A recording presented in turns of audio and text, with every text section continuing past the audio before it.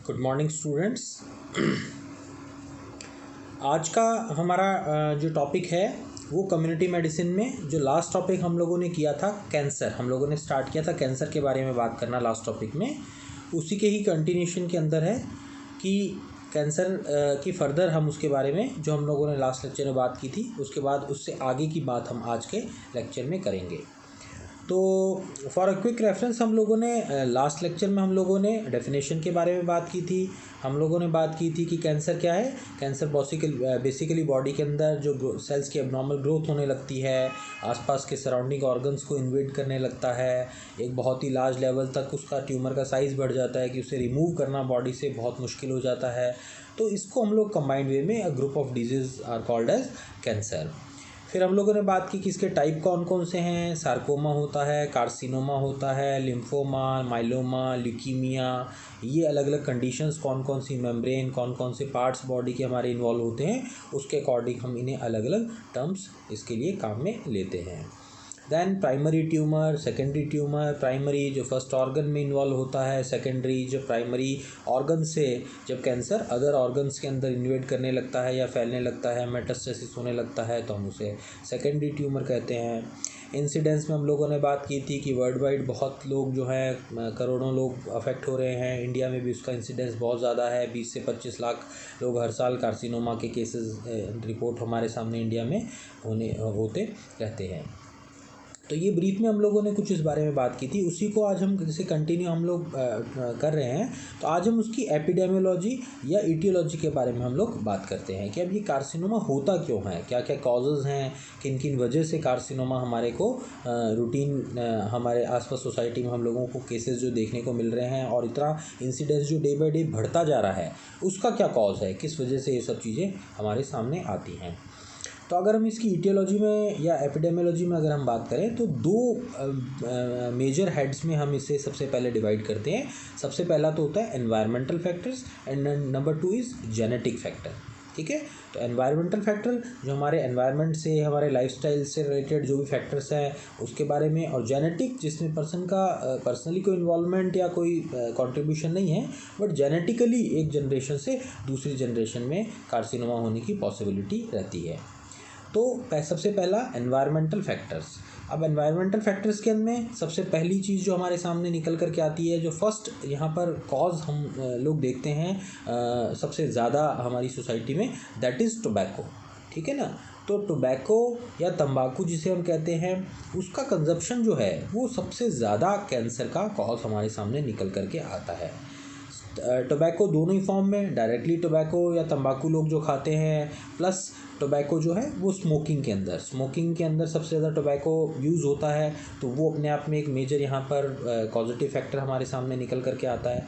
तो हम लोग आसपास हमारे कम्युनिटी के अंदर दिन रात देखते हैं, या अगर हम लोग देखें कि गवर्नमेंट के लेवल पर भी इसके लिए अवेयरनेस इतना बताया जाता है कि तंबाकू खाने से कैंसर होता है। हम लोग आज कहीं भी जाते हैं तो इससे रिलेटेड अवेयरनेस हम लोगों को दी जाती है। जो भी सिगरेट का पैकेट होता है उसके ऊपर बहुत बड़ा बड़ा लिखा हुआ होता है। टोबैको का अगर कोई पैक है तो उस पर भी ये लिखा हुआ होता है, मेंशन्ड होता है, सब जगह ये मेंशन्ड है। आज हम मीडिया में मूवी देखने के लिए जाते हैं, हम लोग सपोज़ कहीं भी ऑनलाइन कंटेंट कुछ देख रहे हैं तो सभी जगह ये एक वार्निंग जो है, टीवी देख रहे हैं तो टीवी में भी जो कंटेंट आ रहा है उससे भी पहले इस तरीके की वार्निंग कि tobacco and alcohol are injurious to health, या टोबैको कॉजेज़ कैंसर, या स्मोकिंग कॉजेज़ कैंसर। इस तरीके के हम लोगों को इसके बारे में इंटीमेट किया जाता है या अवेयर इसके बारे में गवर्नमेंट टाइम टू टाइम करती है। तो ये इतना ज़्यादा क्यों कहा जाता है, क्योंकि ये स्टडीज़ के अंदर टोबैको जो है उसका रोल सबसे ज़्यादा देखने को मिला है कि डायरेक्टली जो लोग टोबैको खाते हैं, जो लोग तंबाकू खाते हैं, गुटखा खाते हैं, स्मोकिंग करते हैं, उन लोगों को माउथ कैंसर हो गया, स्टमक कैंसर हो गया, इसोफेगस कैंसर हो गया, फेरिंग्स हो गया, लैरिंग्स हो गया, इस तरीके के जो हमारी बॉडी का जो जीआईटी सिस्टम है, या लंग कैंसर हो गया, सपोज स्मोकिंग करते हैं तो लंग्स का इन्वॉल्वमेंट हो रहा है। तो इस तरीके के हमारे जो बॉडी के जो पार्ट स्मोकिंग के अंदर या टोबैको कंजप्शन के अंदर इन्वॉल्व होते हैं, उनके अंदर सबसे ज़्यादा इस तरीके के केसेस हम लोगों को देखने को मिलते हैं। तो एनवायरमेंटल फैक्टर में सबसे पहला कॉज हो गया हमारे सामने यहाँ पर tobacco and smoking. Then number 2 is alcohol. तो अल्कोहल जो है वो भी कार्सिनोमा का बहुत बड़ा यहाँ पर उसका कंट्रीब्यूशन हम लोगों को देखने को मिलता है।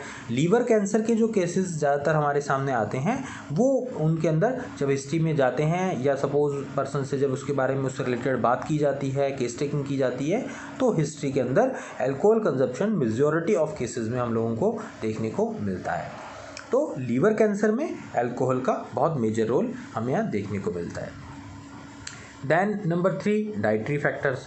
अब बहुत सारी चीज़ें हमारी डाइट में इस तरीके की होती हैं कि जिनके कंजप्शन से अलग अलग पार्ट के हमारे बॉडी के जो जीआईटी सिस्टम के जो भी ऑर्गन्स इन्वॉल्व हैं उससे रिलेटेड कार्सिनोमा हम लोगों को देखने को मिलता है।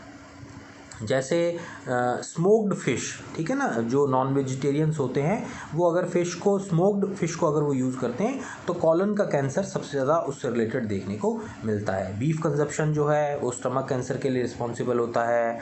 इसके अलावा अगर हाई फैट या डाइट जो है वो बहुत ज़्यादा होती है तो उन लोगों में ब्रेस्ट कैंसर के ज़्यादा हम लोगों को केसेस देखने को मिलते हैं। तो कहने का मतलब ये है कि डाइट में अगर कोई भी एरर या गलत चीज़ें अगर बहुत ज़्यादा यूज़ हो रही हैं या कई बार कोई डाइटरी कॉम्बिनेशंस कुछ इस तरीके के होते हैं जो हमारी बॉडी के अंदर जा कर के डाइजेस्टिव सिस्टम में इस तरीके के एरर्स या इस तरीके की हमारी बॉडी के अंदर डिसऑर्डर डेवलप करते हैं कि उससे रिलेटेड बॉडी में सेल्स में चेंजेस आने लग जाते हैं और उससे रिलेटेड फिर कार्सिनोमा हम लोगों को रिफ्लेक्ट होने लगता है या उससे रिलेटेड पेशेंट हम लोगों को देखने को मिलते हैं। Then number 4, occupational exposure.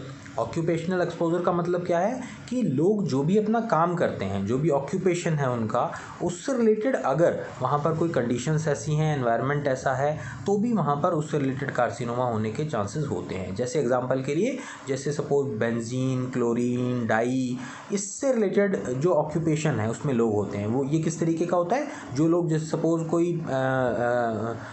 कोई क्लोथ मिल है कुछ इस तरीके की है, या कोई डाई इंडस्ट्री है जहाँ पर डाई होती है कपड़ों की, या सपोज़ जहाँ पर इस तरीके के केमिकल्स काम में लिए जाते हैं। कई बार कुछ ऐसे चीज़ें जो बनती हैं जो हम लोगों के जो केमिकल इंडस्ट्री से रिलेटेड जो रूटीन में काम में आती हैं, तो वो वहाँ पर बनती हैं, उससे रिलेटेड केमिकल यूज़ होते हैं। तो उनके एक्सपोजर में जब पर्सन आता है तो कई बार वो भी बॉडी के अंदर एडवर्स इफेक्ट डालते हैं और उससे रिलेटेड कैंसर होने की पॉसिबिलिटी बहुत ज़्यादा देखने को मिलती है। ऑक्यूपेशनल हैज़ार्ड्स के अंदर एक और बहुत ही मेजर एग्जांपल हमारे सामने रहता है यूज़ ऑफ पेस्टिसाइड्स। जो फार्मर्स हैं, जो किसान हैं, वो अपनी फसल के लिए, अपनी जो भी क्रॉप है उसके मैच्योरिंग के लिए, उनके लिए बहुत सारे लोग ऐसे हैं जो पेस्टिसाइड्स को यूज़ करते हैं, ठीक है ना। पेस्टिसाइड्स से क्या होता है कि जब उनका कोई केमिकल का स्प्रे वहाँ पर होता है तो उसके साथ साथ उसको जो भी लोग उस स्प्रे को कर रहे हैं, जो भी वो काम कर रहे हैं, वो भी उसे इनहेल करते हैं, उनकी बॉडी के अंदर जाता है, लंग्स के अंदर जाता है, स्किन पर आता है। तो उससे रिलेटेड बहुत सारे इस तरीके की कंडीशंस होती है कि जो लोग इसमें इन्वॉल्व होते हैं वो इससे रिलेटेड कार्सिनोमा होने की पॉसिबिलिटी उनमें बहुत ज़्यादा होती है। और ये क्लिनिकली टेस्टेड और आज की डेट में एविडेंट है डाटाज हमारे सामने एग्जाम्पल के साथ में, कि जैसे पंजाब स्टेट जो है वहाँ पर क्रॉप बहुत ज़्यादा होती है, फार्मर्स बहुत ज़्यादा होते हैं, तो वहाँ पर आज की डेट में सबसे ज़्यादा कैंसर के केसेस पंजाब में हमें देखने को मिलते हैं। हमारे अगर हम इंडिया की अगर बात करें तो इंडिया में जो स्टेट सबसे ज़्यादा इन्वॉल्व है दैट इज़ पंजाब। तो पंजाब बहुत ज़्यादा इन्वॉल्व है क्योंकि वहाँ पर क्रॉप बहुत ज़्यादा होती है, वहाँ पे जो फार्मर्स हैं वो पेस्टिसाइड्स का यूज़ बहुत ज़्यादा करते हैं और उससे रिलेटेड वहाँ पर वो जब उसे यूज़ करेंगे तो बॉडी के अंदर उसके एक्सपोजर की वजह से कार्सिनोमा होने के चांसेस बहुत ज़्यादा हो जाते हैं। और हम लोग बीकानेर में रहते हैं, हमारे बीकानेर में पंजाब से एक ट्रेन भी आती है जिसका नाम कैंसर ट्रेन रखा हुआ है, क्योंकि उसमें पंजाब से ज़्यादातर कैंसर के पेशेंट्स बीकानेर में ट्रीटमेंट कराने के लिए आते हैं। बीकानेर में जो कैंसर का है बहुत हायर इंस्टीट्यूट है, यहाँ पर एक अच्छा यहाँ पर फैसिलिटी है कैंसर से रिलेटेड ट्रीटमेंट की। तो बहुत सारे लोग जो होते हैं जो प्राइवेट अपना अफोर्ड नहीं कर सकते हैं, वो यहाँ पर गवर्नमेंट उनको इस तरीके का यहाँ पर एक सेटअप यहाँ पर गवर्नमेंट ने प्रोवाइड किया है जिससे रिलेटेड कैंसर का ट्रीटमेंट यहाँ पर होता है। तो बहुत सारे लोग, मैक्सिमम लोग पंजाब से जो बीकानेर आते हैं वो एक ट्रेन से आते हैं और उस ट्रेन में इतने पेशेंट्स कैंसर के हमें देखने को मिलते हैं कि उसका नाम ही कैंसर ट्रेन रख दिया गया है। तो कहने का मतलब ये है कि ऑक्यूपेशन जो है वो बहुत मेजर यहाँ पर रोल हमारे सामने देखने को मिलता है कि उससे रिलेटेड केसेस बहुत ज़्यादा, अगर ऑक्यूपेशन में कहीं कोई एरर है या कुछ ऐसा यूज़ चीज़ों का हो रहा है तो उससे भी कैंसर होने की पॉसिबिलिटी बहुत ज़्यादा बढ़ जाती है। देन कुछ वायरस जो होते हैं उससे रिलेटेड भी कैंसर होते हैं, जैसे HPV जो है वो HPV वायरस है, ह्यूमन पेपिलोमा वायरस जो है उसके अंदर हम लोग देखते हैं कि उससे कैंसर सर्विक्स होने की पॉसिबिलिटी रहती है। बैक्टीरियाज जो हैं उनसे भी कुछ इस तरीके के होते हैं। हेपेटाइटिस B एंड C जो होता है वो भी कई बार इस तरीके से कैंसर कॉजिंग एजेंट की फॉर्म में यहाँ पर हमारे सामने काम करता है। कुछ पैरासाइट्स हैं, शिस्टोसोमियासिस जो है वो भी अपने आप में कैंसर के लिए रिस्पॉन्सिबल पैरासाइट है। यहाँ पर शिस्टोसोमियासिस से जो ब्लैडर कैंसर है वो हमें देखने को मिलता है। जो यूरिनरी ब्लैडर है उसमें इस तरीके का हम लोगों को उसकी प्रेजेंस देखने को मिलती है, जो भी ब्लैडर कार्सिनोमा के केसेस होते हैं उनके अंदर। देन हमारी कस्टम्स हो गई, हैबिट्स हो गई, यानी वही जो हम लोगों ने बात की कि खाना पीना हो गया, स्मोकिंग हो गया, अल्कोहल का कंजप्शन हो गया, ये सब सारी चीज़ें जितनी भी हो गई। बीटल ईटिंग हो गया, जैसे मान लिया जो लोग सुपारी बहुत यूज़ करते हैं, पान खाते हैं, सुपारी बहुत ज़्यादा यूज़ करते हैं, उनकी भी कस्टम्स, मतलब घर में इस तरीके का एनवायरनमेंट है या उस जगह पर जहाँ रहते हैं वहाँ पर इस तरीके का कस्टम है कि लोग बहुत यूज़ करते हैं, तो उसकी वजह से भी कैंसर होने की बहुत ज़्यादा, ओरल कैंसर होने की पॉसिबिलिटी रहती है। माउथ कैंसर वो भी हम लोगों को देखने को मिलता है। तो ये कुछ हमारे कस्टम्स हैं वो भी यहाँ पर इन्वॉल्व होते हैं। देन अदर्स के अंदर अगर हम बात करें तो रेडिएशन हो गया, या सपोज सनलाइट हो गई, या और कई बार केमिकल एक्सपोजर हो गए।